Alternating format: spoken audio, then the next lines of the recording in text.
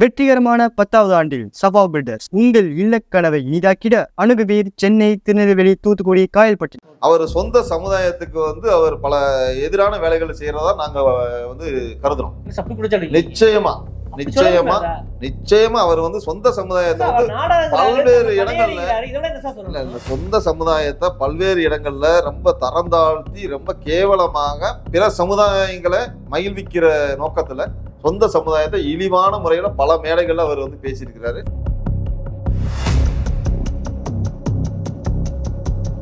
குறிப்பா ஒடுக்கப்பட்ட சமூக அருந்தியர் மக்கள் எல்லாம் வந்தேறி சொல்லும் போதுதானே இந்த மாதிரியான பிரச்சனை எல்லாம் வருது. நிச்சயமா சீமானோட அந்த நிலைப்பாடு எங்களுக்கும் உடன்பாடு கிடையாது. அது நிச்சயமா நான் சீமான இந்த விஷயத்த நான் கண்டிக்கவே செய்யறேன்.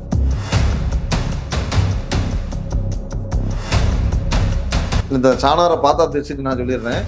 சாணாரை பார்த்தா ஆபத்து, இதுதான் அர்த்தம். இதுக்கு தீட்டுலாம் கிடையாது. எந்த வரல, இது பழமொழியெல்லாம் கிடையாது. இது இப்ப சமீபத்துல புழக்கத்துல விட்ட ஒரு இதெல்லாம் 100 வருஷம். சீமான் பேசுறேன். சீமான் யாருங்க?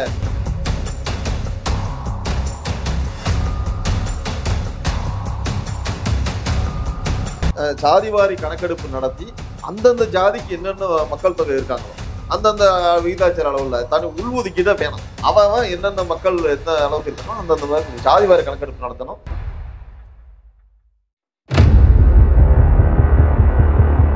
உங்க முன்னாடி உள்ள பிரச்சனைகள் அதுக்கு முட்டுக்கட்டையா இருப்பது யார் என்ற ஒரு கேள்வி இருக்காங்க.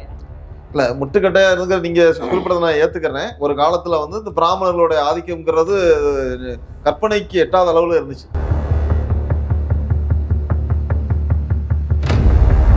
முன்னேறி வரக்கூடிய தெம்புந்திராணி எங்க ஜீன்லயே இருக்கு, எங்க மரபணுலயே இருக்கு.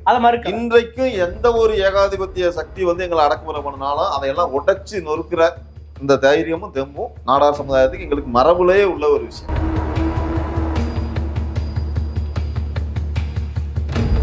எந்த வகையில இருக்கிறது கீழ்ச்சாதின்னு அவர் உணர்றாருன்னு புரியல. இது எதுக்காக இவர் சொல்றாருன்னா அது நல்லாவே எங்களுக்கு புரிஞ்சுக்கிற முடியுது. அவர் பிற ஜாதிகளை பிற ஜாதிக மக்களை கவர்றதுக்காக பாரு இந்த தான் சாதியே இவ்வளவு கேவலமா பேசுறானே அப்படின்னு அவர் ஒரு இதுக்காக இந்த சிம்பத்திக்காக தான் அவர்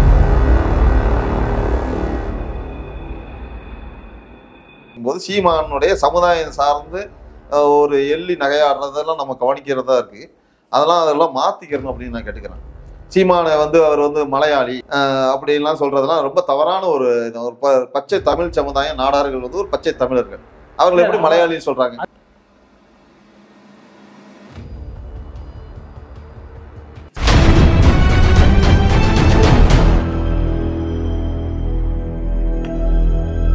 சார் வணக்கம்.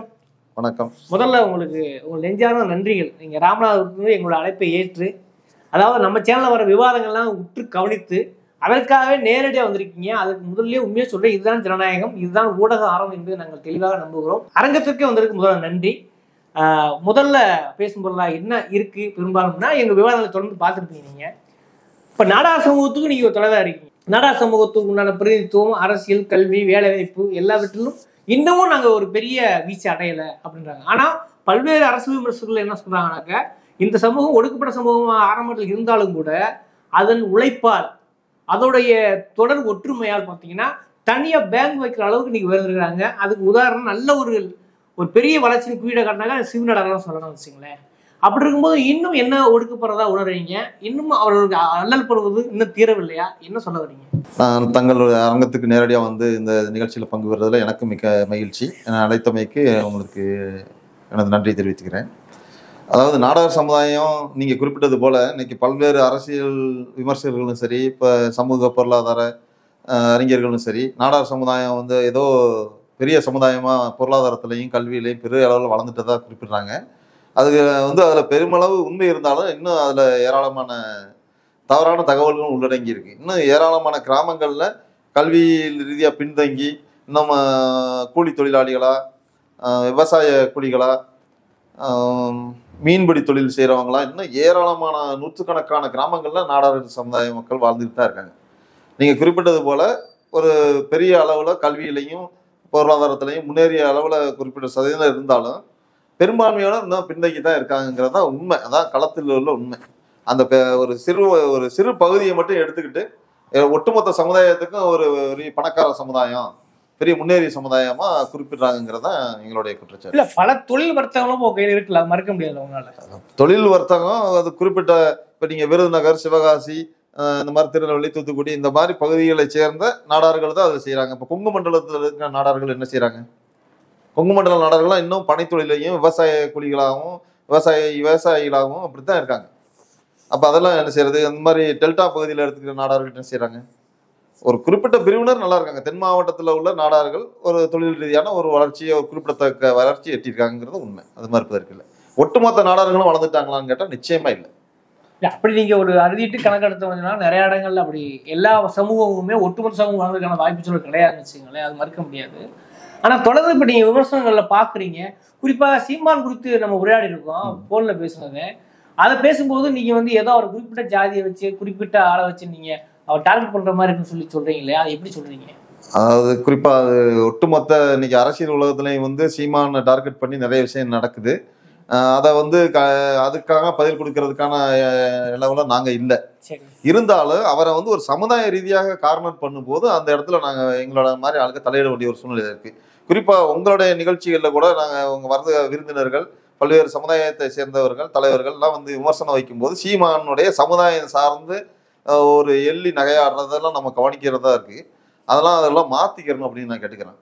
சீமானை வந்து அவர் வந்து மலையாளி அப்படின்லாம் சொல்றதெல்லாம் ரொம்ப தவறான ஒரு பச்சை தமிழ் சமுதாயம். நாடார்கள் வந்து ஒரு பச்சை தமிழர்கள், அவர்கள் எப்படி மலையாளின்னு சொல்றாங்க? அது வந்து அவர் மட்டும் சொல்லல, அவர் சொல்றாரு, கச்சராஜா சொல்றாரு, இப்ப இவர் சூர்யா சேவியர் உங்களுக்கு நல்லா தெரிஞ்ச ஒரு அரசியல் விமர்சகர், அவரெல்லாம் ஆவணங்களே தூக்கி போறாரு.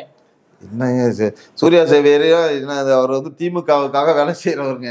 அதெல்லாம் வந்து சமூக ஆய்வாளர் கிடையாது. அவங்கள நான் என்ன சொல்றேன்னா, ஒரு எதிர்த்தாலே எப்படி பிஜேபியோ திமுகவோ அதிமுகவோ எல்லாமே எதிர்த்தாலே இன்னொரு தரப்புல முத்திரத்து இருக்குல்ல, அதை விட்டுட்டு அவங்க சொன்ன ஆவணத்தை உண்மையா பொய்யான்னு பேசுறதுதானே நியாயம்? நிச்சயமா கிடையாது. சிவகங்கையிலேயே, ராமநாதபுரத்துலையும், தூத்துக்குடியிலையும், விருதுநகர்லையும் வந்து பனை தொழில் பண்ற நாடார்கள் எல்லாம் மலையாளின்னு சொன்னா இது என்ன விதத்துல எடுத்துக்கிறது? அப்படின்னா நாடார்கள் தமிழர்கள்னா அப்புறம் யார் தான் தமிழருங்க? எந்த அடிப்படையில அவங்க சொல்றாங்க? இதெல்லாம் ஒரு கட்டுக்கதை, அவதூறு, இதெல்லாம் வன்மையாக கண்டிக்கத்தக்கது. ஓகே, இந்த விவாதம் கூட எதுக்காக வருதுங்கிறத புரியறதுக்காக கேட்கிறேன். இப்படியான விவாதம் வருவதற்கு காரணமே இப்போ ஆக்சுவலா வந்து அவர் ஒருவேளை கேரளாவில் வந்தா கூட அவர் தமிழ்நாட்தான் நாம பறையில பார்க்கணும், எந்த மாற்றுக்கிறது கிடையாது. அது யாராக இருந்தாலும் சரி, தமிழ் தேசிய இனம் சொல்லி நம்ம அறுதிட்டோம் சொன்னாலே 1956 பேர் மணிகண்டன் போன்றவர்கள் அழகா அதை அறுதிடுறாங்க. அதாவது ஒரு நூற்றாண்டு காலம் கடந்தாலே அவர்கள் தேசிய இனத்துக்குள் ஒன்றாகி விடுறார்கள். அப்படி வந்து மொழி ரீதியை பிரிச்சு பார்க்கலாங்கிறத தமிழ் தேசியத்தோட உணவமா இருக்குது. அப்புறம் சொல்ல தொடர்ந்து சீமான் அவர்கள் குறிப்பாக ஒடுக்கப்பட்ட சமூக அருந்தியர் மக்கள் எல்லாம் வந்து வந்தேறி சொல்லும் போது தானே இந்த மாதிரியான பிரச்சனை எல்லாம் வருது. நிச்சயமா சீமானோட அந்த நிலைப்பாடு எங்களுக்கும் உடன்பாடு கிடையாது. அது நிச்சயமா நான் அது வந்து சீமான இந்த விஷயத்துல நான் கண்டிக்கவே செய்யறேன். என்ன, இங்க காலங்காலமா பல நூற்றாண்டு காலமா இங்க நம்மளோடு இணைந்து இருக்கிற எந்த ஒரு சமுதாயத்தையும் நம்ம வந்து அங்க இருந்து வந்தவன் இங்க இருந்து வந்தவன் சொல்ல வேண்டிய அவசியம் இல்லை. ஒருவேளை அதே அந்த சமுதாயங்கள் அங்க இருந்து வந்திருக்காங்கிறது உண்மைதான். அதெல்லாம் 400 வருஷம் 500 வருஷம் ஆச்சு. இந்த மண்ணின் மக்களாகவே இருக்காங்க. அவங்களுக்கு அங்க எந்த வேறும் கிடையாது. இல்ல, அது நீங்க சொல்ல உண்மை. ஒரு சிலர் அங்க இருந்து வந்திருக்காங்க, நானும் மாட்டுக்கு. ஆனா அதே சமயத்துல இங்கே பூர்வீகமா இருந்தவர்கள் போத்தி பகடை கொண்டவர்கள், சக்லி என்று சொல்லக்கூடியவர்கள் ஆந்திராவில் அவங்க பூர்வீகம் இருந்துக்கான சான்று இப்ப வரலாற்று ரீதியான அருந்ததி சமுதாயத்தை பொறுத்த வரைக்கும் ஒரு சில பிரிவுகள் வந்து இங்க பச்சை தமிழ் குடிகளை சேர்ந்ததாகவும், ஒரு சில பிரிவுகள் அங்கிருந்து வந்ததாகவும் கூட சொல்றாங்க. அதுல இருவேறு கருத்துக்கள் இருக்கு. அதுல அந்த அளவுக்கு போற அளவுக்கு நம்ம வந்து பெரிய வரலாற்று ஆய்வாளர் கிடையாது. இருந்தாலும் அவங்க ஒருவேளை அங்கிருந்து வந்தவங்களாவே இருந்தாலும் அவங்கள வந்து அப்படி நம்ம வந்து புறந்தள்ள வேண்டிய அவசியமே கிடையாது. எங்க பகுதியிலாம் இருக்காங்க. எங்க பகுதியில ரொம்ப பின்தங்கின லெவலில் இருக்காங்க. எங்க கிராமங்கள்லயே இருக்காங்க. ஒவ்வொரு கிராமத்துக்கும் ஒரு சமுதாயங்கள் இத்தனை பேர் இருக்காங்கிற மாதிரி முன்னோர்கள் அப்படி வச்சிருக்காங்க, இன்னும் இருக்காங்க. அவங்களோட நாங்களாம் ரொம்ப ஒரு நல்ல நட்புறவுல தான் இருக்கோம். எந்த பிணக்குகள் வந்ததில்லை, ஒரு பிரச்சனை அடிதடி பிரச்சனை இந்த மாதிரி வந்ததில்லை. இணக்கமா தான் நாங்க. அதெல்லாம் ரொம்ப அதாவது அவங்க ஒரு சமுதாயம், நம்ம ஒரு சமுதாயம், அவ்வளவுதான்.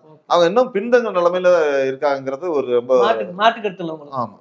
அதனால வந்து அவங்களையெல்லாம் வந்து சீமான அண்ணன் வந்து இந்த மாதிரி பேசுறது என்னால ஏத்துக்கிற முடியல. இன்னொரு விஷயம், நீங்க சமூகம் சார்ந்து குறிப்பா நாடா சமூகம் சார்ந்து இயங்குறால ஒரு முக்கியமான கேள்வி. இதே சீமான் என்னன்னா ஒரு இடத்துல என்ன பண்றாருன்னா, அதாவது சாதி ஓட்டு எனக்கு தீட்டுங்கிறாரு. ஆமா, அப்படி ஒரு சாதியே இங்க வேண்டாங்க ஒரு இடத்துல சொன்னாரு. இன்னொரு இடத்துல சிவநாடார பொண்ணு ரோஷினி என்கிட்ட கேட்டாங்க, நாடாறு என் பெயர் பொருள் என்ன சிக்கல், என்னோட அப்பன் ஒரு பனையேறி தானே, என் அடையாளத்தினை மறுக்கணுங்கிறாரு. எப்படி புரிஞ்சுக்கிறது? அதை சாதி ஒழிப்பு சீமான் உண்மையா, அல்லது சாதி பேரை போட்டு சொல்லக்கூடிய சீமான் உண்மையா?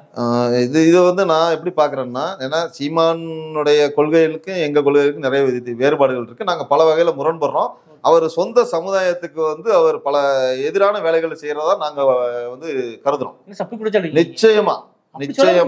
நிச்சயமா அவர் வந்து சொந்த சமுதாயத்தை வந்து பல்வேறு இடங்கள்ல சொந்த சமுதாயத்தை பல்வேறு இடங்கள்ல ரொம்ப தரம் தாழ்த்தி ரொம்ப கேவலமாக பிற சமுதாயங்களை மகிழ்விக்கிற நோக்கத்துல சொந்த சமுதாயத்தை இழிவான முறையில பல மேடைகள்ல அவர் வந்து பேசியிருக்கிறாரு. சொல்றாரு இப்ப கூட அவர் பனையேறிதான், அதுல எந்த மாற்று கருத்து இல்ல. அவர் பனையேறிதான். இல்ல அது மட்டும் இல்ல, அதாவது குறிப்பிட்ட சமுதாயங்களை பத்தி பேசுற இடத்துல நான் அந்த சமுதாயத்தை விட எங்க சமுதாயம் கீழே இருந்தது, நாங்க அப்படி இருந்தோம் இப்படி இருந்தோம்லாம் சொல்றாரு. அதெல்லாம் பேசணும்னா அப்ப ஆதாரங்களை எடுத்துட்டு வரணும். சீமான் அண்ணன் வந்து அந்த விஷயங்களை திருத்திக்கிறணும். அவர் இப்ப போன போக்குல அப்படியே வாய் பிடிச்சது மாதிரி எல்லாம் எல்லாத்தையும் பேசிடக்கூடாது. அவர் நாடார் சமுதாயத்தை ரொம்பவும் ஒரு தரந்தாழ்வு முறையில தொடர்ந்து விமர்சிச்சு பல்வேறு இடங்கள்ல பேசுறாரு. ஒண்ணு சொல்லுங்களேன். அவர் சொல்றாருல, நான் வந்து இருக்கிறதுலயே நான் தான் கீழ் ஜாதி அப்படின்னு சொல்றாரு. எப்ப சொன்னாரு? அவர் பல இடங்கள்ல சொல்றாரு, மேடைகள்லயே சொல்றாரு. நிச்சயமா இருக்கு. இருக்கிறதுலயே நான் தான் கீழ் ஜாதின்னா எந்த வகையில இருக்கிறது கீழ் ஜாதின்னு அவர் உணர்றாருன்னு புரியல. இது எதுக்காக இவர் சொல்றாருன்னா அது நல்லாவே எங்களுக்கு புரிஞ்சுக்கிற முடியுது. அவர் வந்து பிற ஜாதிகளை வந்து பிற சாதிக மக்களை வந்து கவர்றதுக்காக பாரு இந்த தான் சாதியே இவ்வளவு கேவலமா பேசுறானே அப்படின்னு அவர் ஒரு இதுக்காக இந்த சிம்பத்திக்காக தான் அப்படி பேசுறதான் நிச்சயமா நாங்க அதை. சரி, நீங்க நான் சீமான் விஷயத்த எல்லாமே விமர்சிக்க என்னால முடியாது. சீமான பக்கமே நின்று பேசணும்னு வச்சுக்கோங்களேன். ஏன் சொல்றா, அவர் ஒரு காலத்துல நாங்க இந்த சமூகம் ஒடுக்கப்பட்ட சமூகமா இருந்து உண்மைதான வரலாறு இருக்கு இல்லையா? இல்ல பெரும்பான்மை விடுங்க, பெரும்பான்மையான சமூகம் நாடார் சமூகங்கள் தோல்சியில போராட்ட வரலாறை யாராலும் மறுக்க முடியாது. இன்னைக்கு கொண்டாடி இருக்காங்க. நாடார் சமூகம் மட்டும் அல்ல, அதை நான் மறுக்கல. எல்லா சமூகம் பாதிக்கப்பட்டது, பாதிக்கப்பட்டது நாடார் சமூகத்தை மறுக்க முடியாது. அதாவது கமுதியில கோயில் நுழைவு மறுக்கப்பட்ட நேரத்துல சிதம்பரத்துல எந்த தடையும் இருந்தது இல்ல. சிதம்பரத்திலயும் இல்ல நாடார்கள் அப்படி இருந்தது இல்ல. ராமேஸ்வரத்துல அந்த மாதிரி எந்த போராட்டம் நடந்ததா நீங்க சொல்ல முடியுமா? ராமேஸ்வரத்துல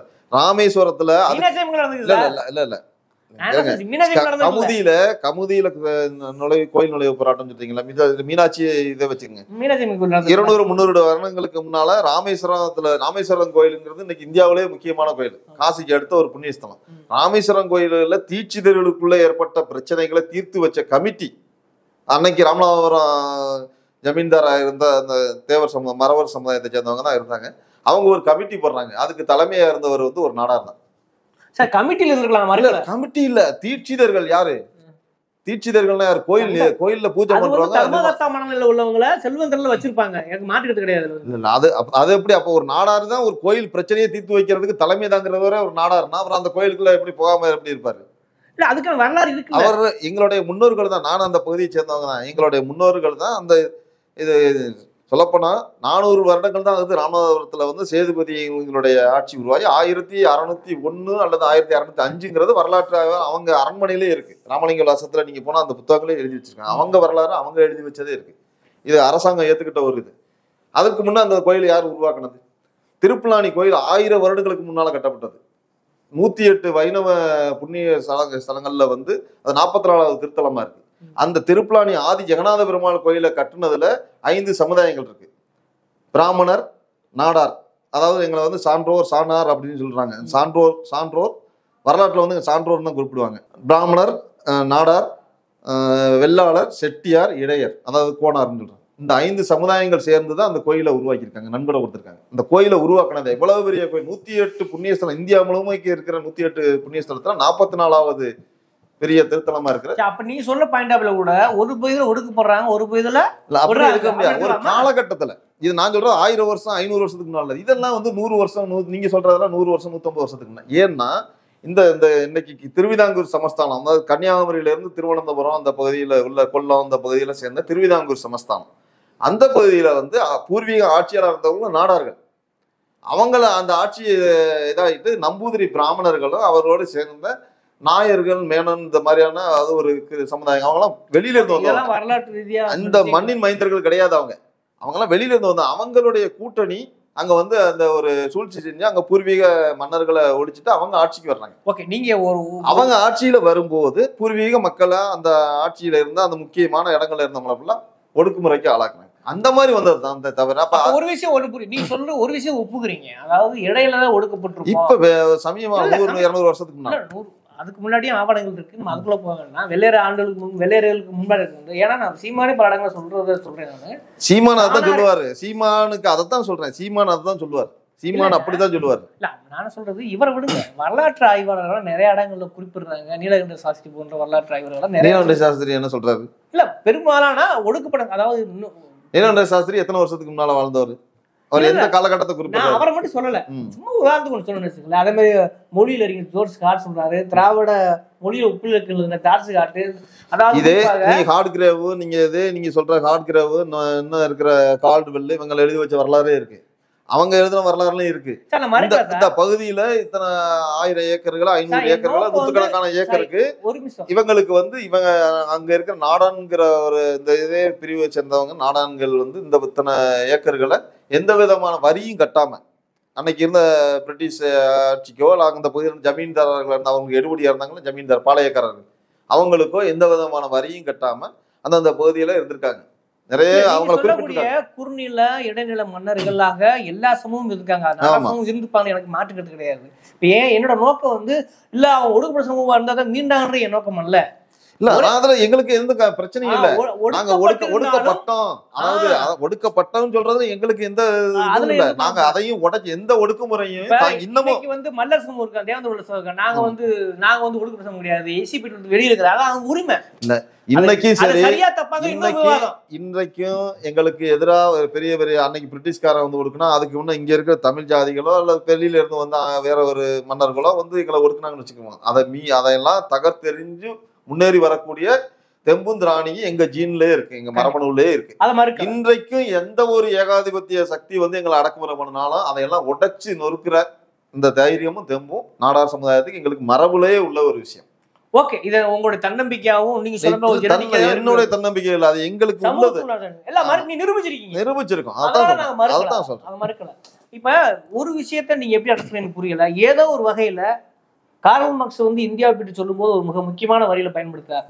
அதாவது வாளை மறுத்து விட்டு தன்னை வீரனாக எதிராளிக்கு வாளை மறுத்து விட்டு தன்னை வீரனாக அறிவித்துக் கொள்வதும், எதிராளிக்கு கல்வியை மறுத்து விட்டு தன்னை அறிவித்துக் கொள்வதும் அயோக்கியம் சொல்றாரு. அப்படி பார்த்தா நீங்க அது நாடார் சமூகம் மட்டும் சொல்லல, நீங்க சொல்லக்கூடிய எல்லா தமிழ் குடிகளும், ஒடுக்கப்பட்ட சமூகம், இடைநிலை ஜாதிகள், எல்லா சாதிகளும் ஒரு காலகட்டத்துல 2000 ஆண்டுகளும் எல்லாம் கல்வியாளராக தான் இருந்தோம். மாற்றுக்கருத்து நீங்க சொல்ற பாயிண்ட் ஆண்ட பரம்பரையா கூட இருந்திருக்க வாய்ப்பு இருக்கு எல்லா சமூகங்களுமே. ஆனால் 2000 ஆண்டுகளுக்கு அப்புறம் என்ன நடந்த ஒரு கேள்வி இருக்கு இல்லையா? அப்ப நம்மளோட பொது எதிரி யார்? நீங்களே சொல்றீங்க, பிராமணர்கள் உள்ள வருகைக்கு வந்த பிறகுதான் தொழிலாக இருந்த ஜாதிகள் எல்லாம் நிறுவனமாகப்பட்டினார்கள். அப்பதான் இந்த சாரான பாத்தாள திட்டு, ஒடுக்கப்பட்ட பறையன் துட்டால் திட்டு, இந்த மாதிரியான பழமொழிகள்லாம் புழங்க முடியாது வருது. திருவதாச சமஸ்தானம் இந்த முறை ஒடுக்குமுறைலாம் வருது. இதை யாராலும் மறுக்க முடியாது. அது உங்க கருத்து நான் சொல்ல வரல, உங்க சமூகத்துக்கு மட்டும் நான் சொல்ல வரல, எல்லா சமூகத்துக்குமே. அப்ப பொது எதிரி யாருன்னு நீங்க டிக்ளேர் பண்ணுவீங்க? இந்த சாணாரை பார்த்தா தெரிச்சுக்கு நான் சொல்லிடுறேன். சாணாரை பார்த்தா ஆபத்து, இதுதான் அர்த்தம். இதுக்கு தீட்டுலாம் கிடையாது, எந்த வரலாறு, இது வந்து பழமொழியெல்லாம் கிடையாது. இது இப்ப சமீபத்துல புழக்கத்துல விட்ட ஒரு இது. இதெல்லாம் 100 வருஷம் சீமான் பேசுறேன். சீமான் யாருங்க? நீங்க சீமான் சொல்றது நீங்க ஏத்துக்கிறீங்களா? முதல்ல இல்ல சார், நான் அதைத்தான் சொல்றேன். இல்ல, சீமான் சொல்றது எல்லாத்தையும் ஏத்துக்கிறீங்களா நீங்க? என்ன, அவர் வந்து ஒட்டுமொத்த தமிழ் ஜாதிகளை ஒருங்கிணைக்க பாடுபடுறாரு அப்படிங்கிற அளவுல அவருக்கு மேல ஒரு மரியாதை இருக்கு. அதுலயும் சில கொள்கை முரண்பாடு நமக்கு இருக்கு. இங்கேயே இருக்கிற நீங்க சொன்ன மாதிரி 400 வருஷம் 500 வருஷம் இங்க இருக்கிற மக்களை வந்து பிரிச்சு பாக்குறதுக்கு வந்து நாங்க நாடார் சமுதாயம்லாம் அப்படியெல்லாம் நாங்க யாரையும் பிரிச்சு பார்க்கல. அவருடைய தனிப்பட்ட கருத்து, அந்த விஷயத்துல நாங்க அவரோட முரண்படுறோம். அதனால சீமான் சொல்றதே எல்லாமே வேத வாக்கு கிடையாது, கிடையாது. சீமானுக்கு என்ன தெரியும்? அவர் என்ன வரலாற்று ஆய்வாளரா? அவர் வந்து ஒரு அரசியல்வாதி. அவருக்கு வந்து தமிழ் தேசியம் இதுல மேல ஒரு பிடிப்பு இருக்கு, ஆர்வம் இருக்கு, அதுல நம்பிக்கை இருக்கு. அதனால அதை நோக்கி அவர் போய்கிட்டு இருக்காரு. அதுக்காக அவர் சொல்ற மற்ற விஷயங்களை வந்து அவர் பொருளாதார நிபுணரோ வரலாற்று ஆய்வாளர் கிடையாது. எல்லா விஷயங்களும் அவர் சொல்றதை நம்ம எடுத்துக்க முடியாது. சீமானா பல விஷயங்கள் இதுல இது ஓகே. நீ இப்போ சீமானோட பல்வேறு நான் சொல்றது என்னன்னா, இப்போ எல்லா சமூகமும் ஒடுக்கப்பட்டதுக்கு யார் காரணம் ஒரு கேள்வி உங்க எல்லா சமுதாயம், அதாவது ஜாதிகள் வந்து அது 1000 வருஷம் 2000 வருஷத்துக்கு முன்னமே இருந்திருக்கணும் அப்படிங்கறதான் பல்வேறு ஆய்வாளர்களும் குறிப்பிடுறாங்க. அது வந்து ஒரு தொழில் வாரியாவோ அல்லது அந்தந்த பகுதி வாரியாவோ பகுதி பகுதியாக கூட்டம் கூட்டமா வாழ்ந்திருக்காங்க. அதுக்கு ஒரு சேர்ந்து கூட்டம் கூட்டமா வாழ்ந்திருக்காங்க வாய்ப்பு இருக்கு. இதுல வந்து ஏற்றத்தாழ்வுகளை திணிச்சது வந்து இந்த அதுக்கப்புறம் வந்து ஆட்சியாளர்களும் அவங்களுக்கு குருநாதர்களா இருந்த பிராமணர்கள் குருநாதர்கள் இந்த மாதிரி தான் வந்திருக்குங்கிறது தான் பலவேறு தரப்பு கருத்துக்களா இருக்கு. அதைத்தான் நான் நினைக்கிறேன். அப்ப நமக்கு வந்து தெரிஞ்சோ தெரியாமலோ இன்னைக்கு வந்து நான் நேரடியாக ஒரு டேட்டா சொல்றேன். இப்போ நீங்க கூட ஒரு டேட்டா நான் சொன்னீங்கன்னாக்கா, சார் நாங்க வந்து ஒடுக்கப்பட்டிருக்கோம், அதே சமயத்துல பல இடங்களில் நாங்களோட அரசலாக இருந்திருக்கோம், ஆனாலும் கூட 1 நூற்றாண்டு காலத்துக்கு மேல நாங்கள் எந்திரிக்க முடியாம இருந்தோம், நாங்கள் தனிச்சையாக எதிர்ந்து எங்களுடைய ஜெனட்டிக்கல இருந்து நீங்க தலைமைகள் தேசி காட்டுன்னு சொல்றீங்க. அப்படி இருக்கிற போது உங்க சமூகம் போலவே எல்லா சமூகத்துக்கும் ஒரு வரலாறு இருக்கு. நிச்சயமா. அப்ப அந்தந்த சமூகத்தில் உள்ள வரலாறு கூட என்ன சொல்லுதுன்னா, இன்னைக்கு நாம வாழ்ந்து 2023 100ஆம் நூற்றாண்டு 24 இப்பயுமே ஒரு பெரிய கேள்விக்கு தொக்கி நிக்காமல் இல்லை. ஒரு கேள்வி, அந்த கேள்வி நீ எப்படி பாக்குற எனக்கு தெரியல, நான் கேள்வி என்னன்னா 35 உச்சநீதிமன்ற நீதிபதிகள், அதுல 33 பேர் ஒரு எஸ்சி இல்லை, ஒரு பிசி இல்லை, 33 பேர் உயர்குடி மக்கள், அதாவது பிராமணர் சமூகம் தான். 758 மேற்பட்ட உயர்நீதிமன்ற நீதிபதிகள், கிட்டத்தட்ட 458 பேர் அவர்கள் தான். அதே போல் உயர்கல்வியாக இருக்கட்டும், ஐஐடியா இருக்கட்டும், அணுகுலை ஆகட்டும், நாங்கள் நடத்துகிற ஊடகத்துறையாக இருக்கட்டும், இப்படி எல்லாவற்றிலும் 70-80% அவர்கள் தான் இருக்கிறார்கள். ஆனால் நாட்டிலேயே அவர்கள் எவ்வளவு 3-10% இருக்காங்க. அப்ப இந்த ஒட்டுமொத்த சமூகத்துக்கும் ஏன் நாங்க போகணும்ன்ற கேள்வி இருக்கு இல்லையா, அதுக்கு ஒரு பதில் என்ன? இதுக்கு பதில் உங்க சமூகத்துக்கு மட்டும் சொல்ல நம்ம சமுதாயத்துக்குன்னு இல்லை, அது வந்து அவங்களுடைய அந்த அந்த வலை பின்னல்ங்கிறது வந்து அது ஒரு சிலந்தி வலை மாதிரி, அது ஒரு மாய வலை. அதை உடச்சிக்கிட்டு உள்ள போறதுங்கிறது உண்மையிலே ஒரு கஷ்டமான விஷயம் தான். அவங்க இந்தியா முழுமைக்கும் இருக்காங்க. தமிழ்நாட்டுல இருந்தா தமிழர்னு சொல்லுவாங்க, ஆந்திரால இருந்தா அந்த தெலுங்குன்னு சொல்லுவாங்க. அவங்க தேசிய இனம் இல்ல, அவங்க வந்து ஒரு தனி தேசிய இனம் கிடையாது, அவங்க வந்து ஒரு தனி இனம் தான். அவங்க தனி தேசிய இனம், தேசிய இனமா சொல்ல முடியாது. அவங்க தேசிய இனம், தேசிய இனம். உதாரணத்துக்கு தமிழ் இருக்குன்னா தமிழ்நாடு இருக்குது, இன்னைக்கு நிலைமை வச்சா கூட மலையாளிக்கு கன்னடத்துக்கு இப்படி எல்லாத்துக்கும் இருக்குது. ஆனால் பிராமணர்களுக்குன்னு அல்ல சமஸ்கிருதத்துக்கு ஒரு மாநிலம் இருக்கானா இல்லையா? ஒரு மாநிலம் கிடையாது. அப்புறம் எப்படி அவங்க முழுக்க ஆதிக்க சத்தன ஒரு கேள்வி இருக்கா இல்லையா? இல்ல, அவன் சொல்ல போனா இன்னைக்கு இந்தியா இன்னைக்கு ஒன்றுபட்டு இருக்கிறதே அவர்களால் தான் நான் நினைக்கிறேன். எல்லா மாநிலங்கள்லயும் அவங்க இருக்காங்க, எல்லாருமே அங்க வந்து ஒரு தேசியவாதிகளா தான் இருக்காங்க. இந்தியாங்கிற ஒரு நாடு, இந்தியாங்கிற ஒரு நாடு நீங்க நம்புறீங்களா? இந்தியான்னு உருவாக்கலாம். நான் பிரிட்டிஷ் காலத்துக்கு முந்தைய இந்தியா, அதாவது அதுல நம்ம நம்புறோமோ இல்லையோ, அது வந்து நாடு நம்ம முன்னோர்கள்லாம் சேர்ந்து ஒரு போராட்டம் பண்ணி எல்லாம் சேர்ந்து உருவாக்கியிருக்காங்க. அது பல்வேறு தேசிய இன மக்கள் சேர்ந்து ஒற்றுமையா வாழ்றதுல நமக்கு சந்தோஷம் தான். அந்த பார்வையில தான் நான் பாக்குறேன். இது பெரிய நல்ல நிச்சயமா. அதுல இந்தியாவில எல்லா சகோதரரும் ஒன்னா இருப்போமே. உலகமே இன்னைக்கு ஒரே இதாக சுருங்கி வருது. மற்ற நம்ம மராத்திய சகோதரனோட, அசாம் சகோதரனோட, ஒரியா சகோதரனோட, மலையாளி சகோதரனோட, தெலுங்கு சகோதரனோட சேர்ந்து ஒன்னா வாழ்வாங்க. அதுல மாறுகள், அதாவது வேற்றுமையில் ஒற்றுமை, பல தேசிய ஆனால் எல்லா தேசியங்களுக்கான உண்டான பிரதிநிதித்துவம் பிரதிநிதித்துவம் கிடைக்கணும், சம வாய்ப்புகள் இருக்கணும். எல்லாரும் சரி பண்ணுவோம், அத சிஸ்டத்தை சரி பண்ணணும். அப்ப அப்படின்னா சிஸ்டம் சரி பண்ணுவதற்கான உங்க முன்னாடி உள்ள பிரச்சனைகள் அதுக்கு முட்டுக்கட்டையா இருப்பது யார் என்ற ஒரு கேள்வி இருக்கா இல்லையா?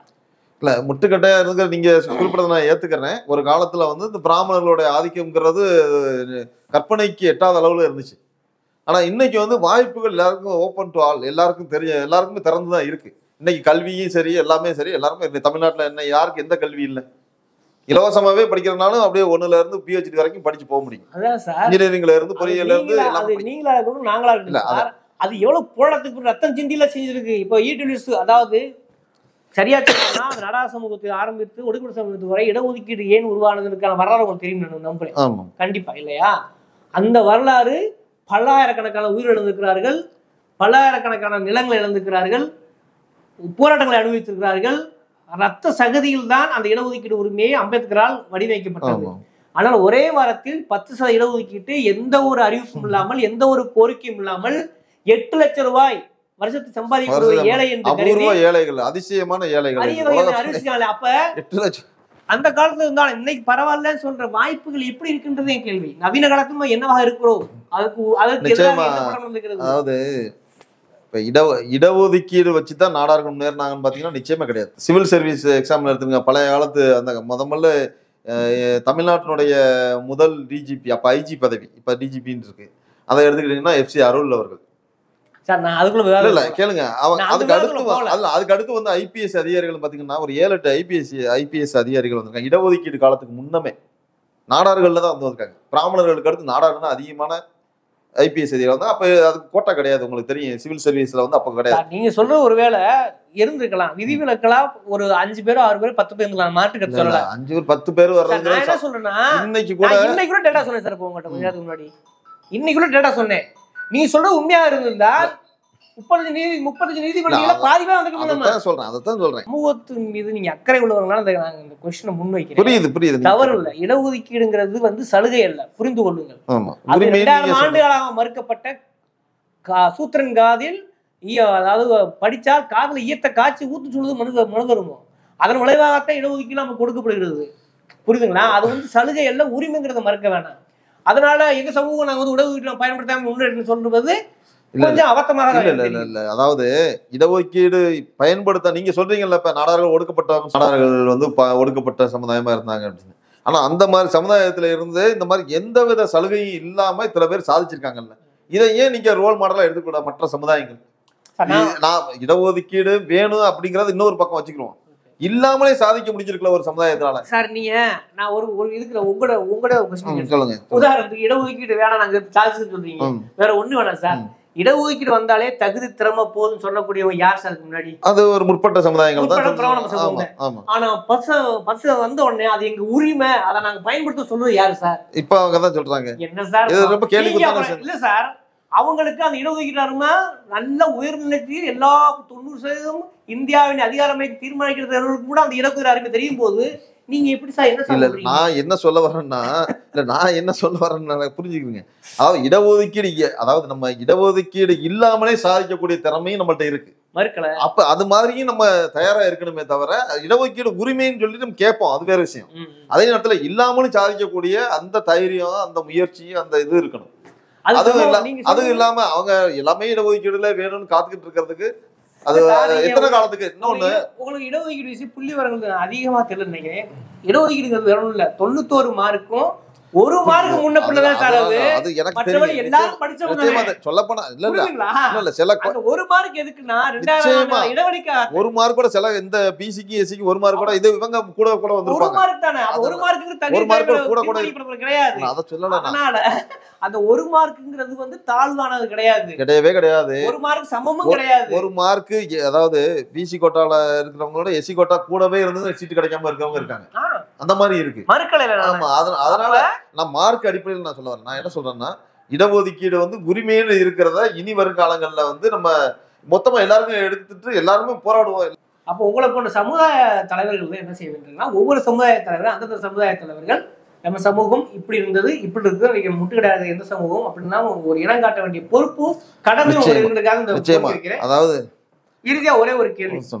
இப்ப நம்ம பேசினதுலேயே ஒரு நல்ல ஒரு ஆரோக்கியமான விவாதத்தை நான் கருதுறேன். முக்கியமா இப்ப இடைநிலை சாதிக்குள்ள எந்த பஞ்சாயத்து வரக்கூடாது, இடைநிலை சாதிக்கும் ஒடுக்கப்பட்ட சாதி எந்த பக்கம் வரக்கூடாது அப்படிங்கிற நோக்கத்தில் நீ தெளிவா இருக்கீங்க. நிச்சயமா 100%. அப்படி இருக்க சீமான் போன்றவர்கள் பாத்தீங்கன்னா இடையில இப்ப உதாரணத்துக்கு ஈரோடு இடைத்தேர்தல்ல முதலில் வந்தவர் முதலியார் ஒடுக்கப்பட்ட சமூக அருந்தியிலிருந்து வந்தேரிகள் இந்த இந்த ஒரு இடைநிலை சாதிக்கும் ஒரு ஒடுக்கப்பட்டதே ஒடுக்கப்பட்டமாக அவர் பாணி சொல்ல வேண்டாம் மலமல்ல வந்தவர்களாக இருக்கக்கூடிய சாதிக்கும் இந்த முரண்பாடை உருவாக்குறது நல்ல அரசியலா? நிச்சயமா அது தவறு. அதாவது முதலில் வந்தவர் முதலியாருங்கிறது வேணா ஒரு வகையில கருத்தாக ஏத்துக்கலாம். ஏன்னா இல்ல அதுல தவறு ஒண்ணும் கிடையாது. முதலில் வந்தவர் முதலியாருன்னு சொல்லலாம், அது தனியா ஒதுக்கிடலாம். இல்ல அதுதான். ஏன்னா அந்த சமுதாயத்துக்காரங்களுடைய அந்த மீட்டிங்ல அந்த பத்திரிகை விளம்பரங்கள்ல அதை பார்த்தோம். ஆனா எந்த ஒரு சமுதாயத்தையும் இழிவுபடுத்துற மாதிரி பேசக்கூடாது. அதுல வந்து அருந்ததியர் விஷயத்துல அண்ணன் சீமான் அவர்களுடைய கருத்து நிச்சயமா வந்து அதை ஏற்றுக்கொள்ள முடியாது. எந்த ஒரு மனிதனைய சிந்தனை உள்ளவரும் அதை மாதிரி ஏற்றுக்க முடியாது. நிச்சயமா சொல்ல போனா அவங்க இன்னும் ரொம்ப கடையரா இருக்காங்க. இன்னும் சொல்லப்போனா மலமல்லக்களுடைய தொழிலாம் அந்த மக்கள் தான் இன்னும் பாதிக்கப்படுறாங்க. அவங்க மேல நம்ம வந்து கூடுதல் கவனம் செலுத்த அக்கறை செலுத்தணும். அவங்க முன்னேறி வரணுங்கிறத நம்ம விரும்பணும். அவங்கள கைதூக்கி விட முடியுமா நம்மளால, அந்த மாதிரி தான் சிந்திக்கணும். ஒரு தலைவராக இருக்கிறவரை அதை தான் சிந்திக்கணும். அந்த மக்களை அந்த மாதிரி பேசுறது நிச்சயமா. ஓகே, இறுதியா ஒரே ஒரு கேள்வி அல்ல, உங்களுடைய குறிப்பாக உங்களுடைய கருத்தை மட்டும் பேசியதற்கு 1 நிமிடம் 2 நிமிடம் எடுத்துக்கோங்க. என்ன இறுதியாக சொல்ல வரீங்க? அதாவது எங்களுடைய நாடார் சமுதாயம் வந்து ஒரு காலத்தில் சேர சோழ பாண்டியர்களுடைய வம்சாவளியினராக நாங்கள் கருதுகிறோம்.